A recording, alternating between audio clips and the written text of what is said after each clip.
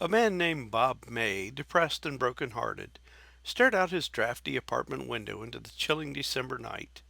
His 4-year-old daughter Barbara sat on his lap, quietly sobbing. Bob's wife Evelyn was dying of cancer.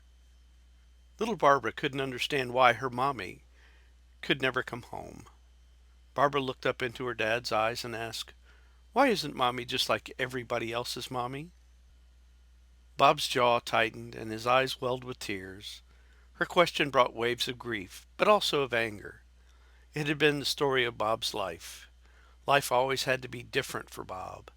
Small when he was a kid, Bob was often bullied by other boys.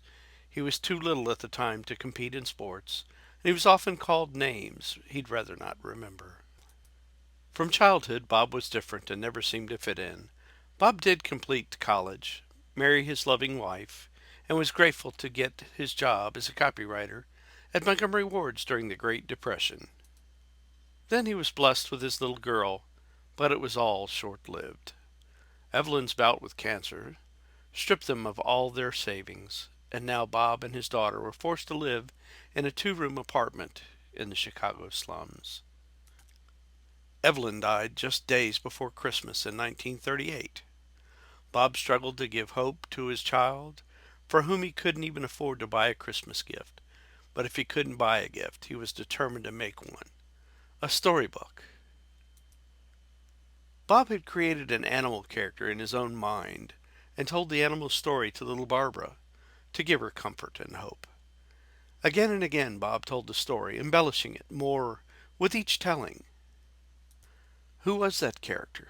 What was that story all about? The story Bob May created was his own autobiography in fable form. The character he created was a misfit outcast like he was. The name of the character?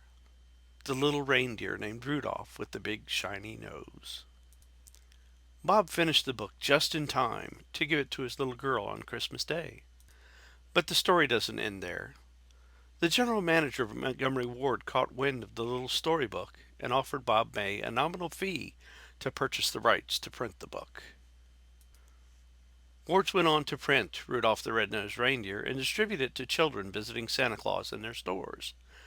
By 1946, Ward's had printed and distributed more than 6 million copies of Rudolph. That same year, a major publisher wanted to purchase the rights from Ward's to print an updated version of the book. In an unprecedented gesture of kindness, the CEO of Ward's returned all the rights back to Bob May. The book became a bestseller.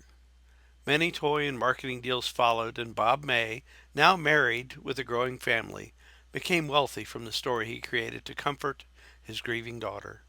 But the story doesn't end there either. Bob's brother-in-law, Johnny Marks, made a song adaptation to Rudolph. Though the song was turned down by such popular vocalists as Bing Crosby and Dinah Shore, it was recorded by the singing cowboy, Gene Autry. Rudolph the Red-Nosed Reindeer was released in 1949 and became a phenomenal success, selling more records than any other Christmas song, with the exception of White Christmas. The gift of love that Bob May created for his daughter so long ago kept on returning back to bless him again and again. Bob May learned the lesson, just like his dear friend Rudolph, that being different isn't so bad. In fact, being different can be a blessing.